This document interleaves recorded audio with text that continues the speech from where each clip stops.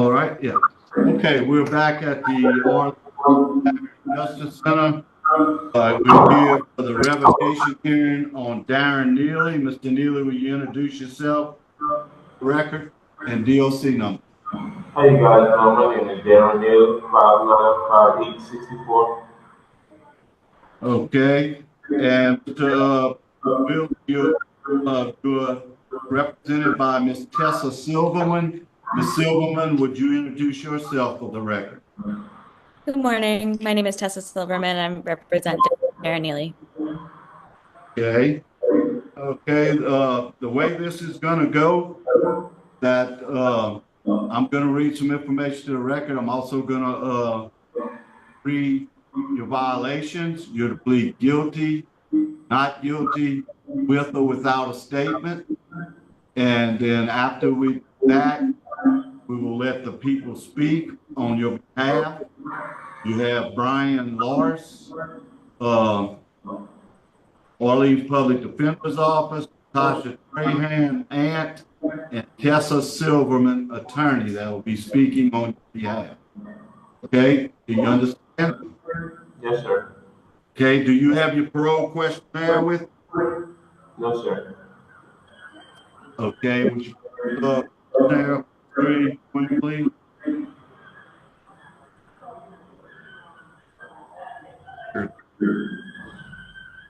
Okay, is that your signature?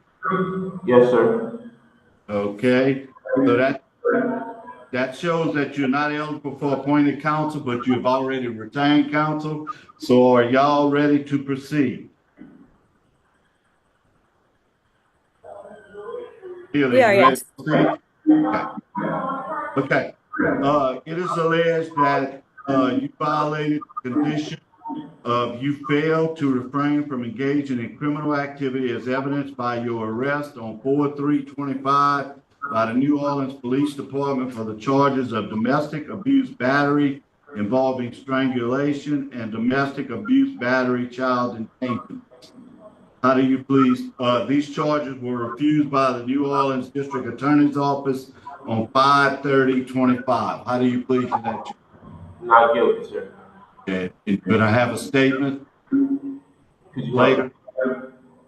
All right. Well, we'll get to that when after we hear from your speakers. Okay. Mr. Lars with the Public Defender's Office. Yes. Good morning, board members. My name is Brian Lars. I'm a social worker with the Orleans Public Defender's Office, and I've been working here for about 6 years. One of the most important things that I want to express to the board is that as a social worker, my responsibility to public safety is the same as this board, and I take it very serious. So, like, even though Mr. Neely's charges were refused, I still took the necessary steps to address any underlying issues. So as if you have a copy of my reentry plan, you will see that I referred him to Cater Recovery and Prevention, which is located right here at 2601 Tulane Avenue on the 9th floor in this building to address any underlying issues like any anger issues, domestic violence issues, and also to help teach Mr. Neely coping skills. And I also referred him to First 72 Plus, where he can also benefit from working with individuals over there, going to peer support groups and things of that nature. He also have access to this office on a daily basis, access to me to help him work through difficult situations. And also, I've met with Darren on several occasions, and he's been able to express remorse for past or previous behaviors. And what I mean by that is that he has some infidelity issues and some promiscuous behaviors, which has caused some problems in his current relationship. He's been in a relationship with this young lady for 9 years, and they have a kid together. Darren have several other kids, and he'll talk about those things. And we just hope that the board consider the facts of this case and give Mr. Neely the opportunity to get back to his kids. The kids need him. He has about 6 kids, and so we hope that you consider this plan. Uh, I'm going to be actively case managing this case, and the work that I do will be, complemented by other social workers and client advocates here at this office. Thank Okay, you. you. Appreciate it. Okay, then we're gonna hear from Latasha Trahan, your aunt. Okay, Ms. Trahan, what did you want us to know about?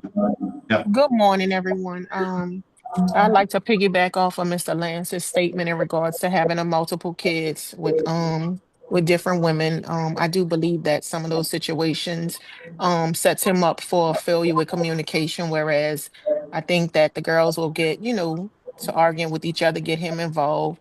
I will say Darren is a resilient person who, despite his challenging past, he has integrity. He loves his family. He loves his kid.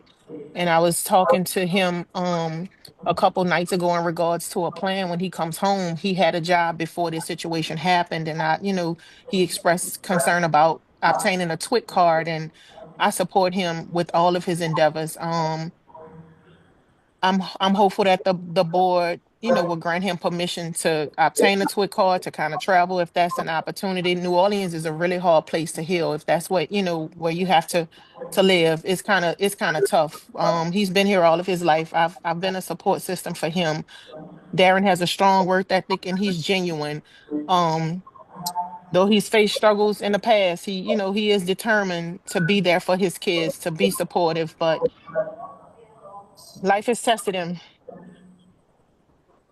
I hope the best for him. And I'm here, I'm his aunt. I'm willing to help him, even changing his living situation. I think that if he remove himself from the situation, if the relationship is dissolved, to remove himself from the situation in lieu of having to have an address or whatever he may need, to prove to the parole board, I have a home where Darren can live with me and my family. I have a son that's 29 years old, and I have 4 bedrooms there.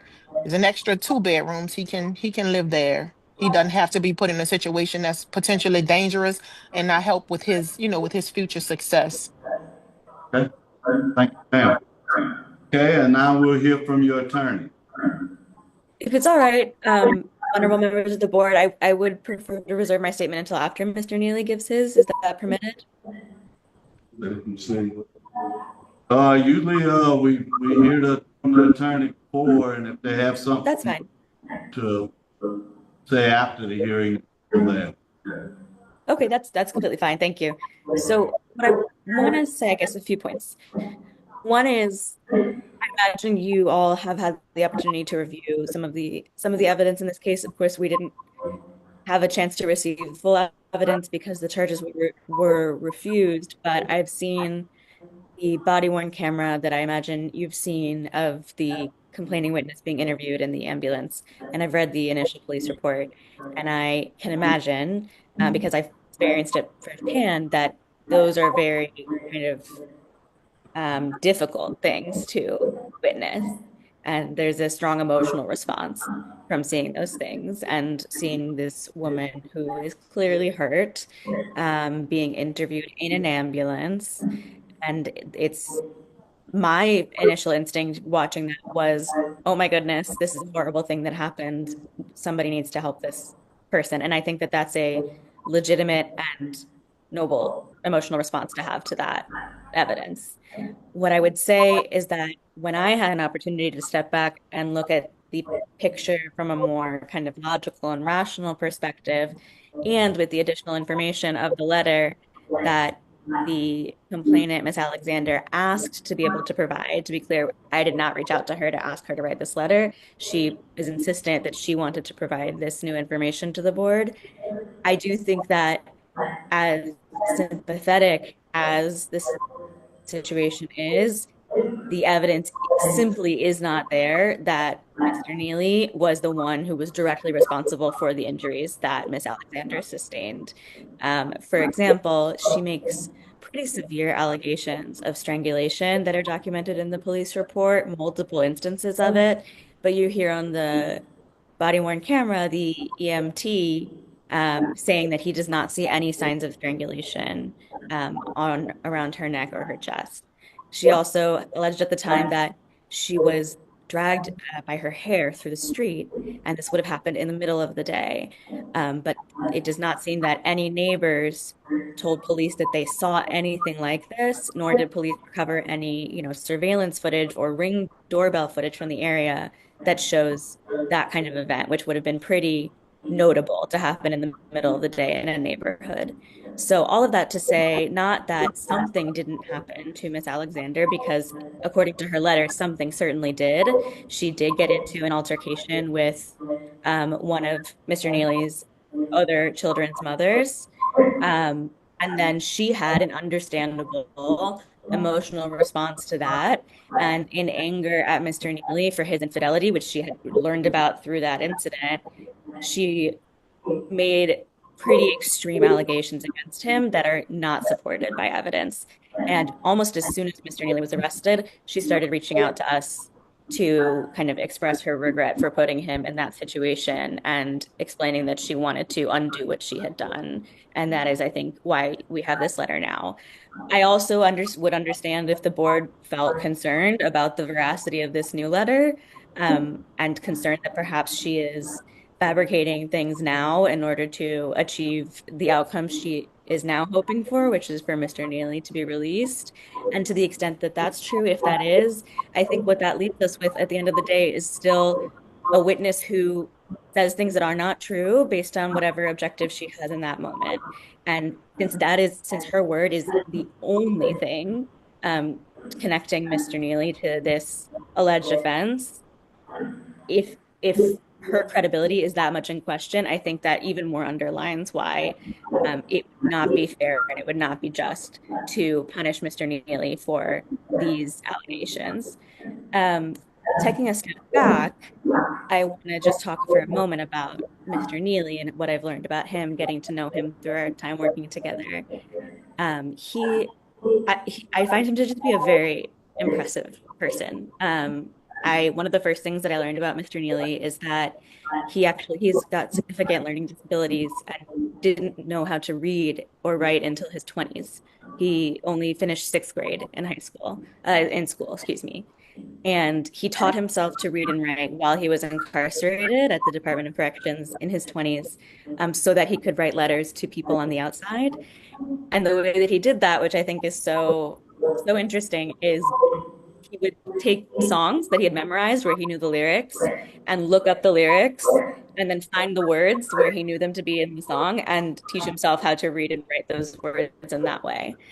And I think that story just really signifies his persistence, like Latasha was saying, how hardworking he is, how dedicated he is to achieving his goals. And he'll tell you when he has a chance to speak that his goal now is to put himself on the right track to avoid, putting himself in situations like this one in the future by behaving more responsibly in his relationships, to be a dependable father to his children who mean the world to him. And Mr. Lars has come up with a really, I think, amazing, thorough plan to help him achieve those goals. And I know that Mr. Neely is able to follow through on that based on his work ethic and his commitment. So thank you very much for your consideration. Yes, sir. Question. Yes. You said earlier that she was dragged during the day. That's what is alleged in the police report.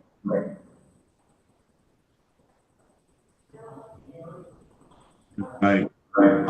Dragged back in the house. She jumped out the window and she was dragged back into the house. During the day? Yeah, during the daytime. The girlfriend say, why they didn't see the girl? Well, I'm asking that. Okay. I'm sorry?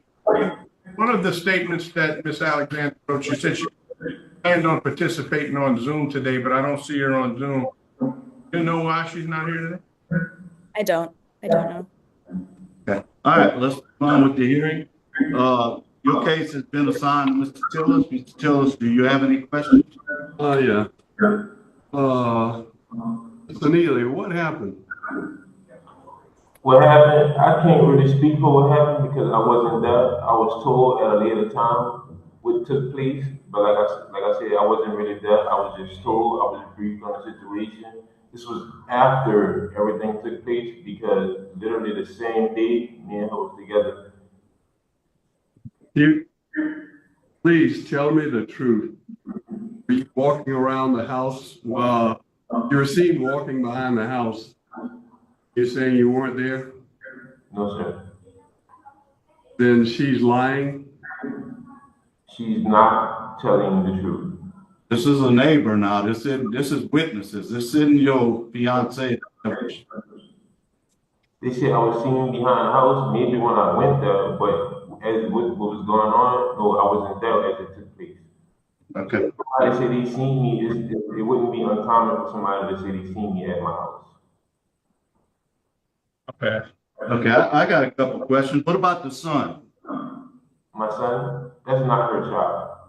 Okay, did he try to get involved or try to stop you or anything? No, my son doesn't live with me. My son live with his mom. I got you. Okay. All right. I have no further questions. Is the panel ready to vote? Yes. Okay. Go ahead, Mr. Tillman. My vote is to revoke because of rule violation number 4. I'm gonna concur with the same reason the body cam out that ambulance pretty. And I concur, my colleagues. Today your probation has been revoked. You'll get a letter when you reapply. Can I ask you guys a question?